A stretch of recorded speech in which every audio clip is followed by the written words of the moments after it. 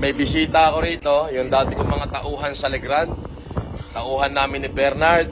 At nung ako ay makulong, ay tinanggal silang lahat ni Bernard Chong na hindi pa nakakakuha ng full allowance ng kanilang separation pay. O Bren, kita mo yung tauhan mo?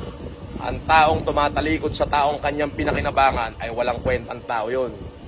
O, kagawad ka pa ba ngayon, Allen? O, kagawad dyan ng Arayat, Pampanga. Yan ang bata ko. Si Allen, kagawad Allen Salak. Okay.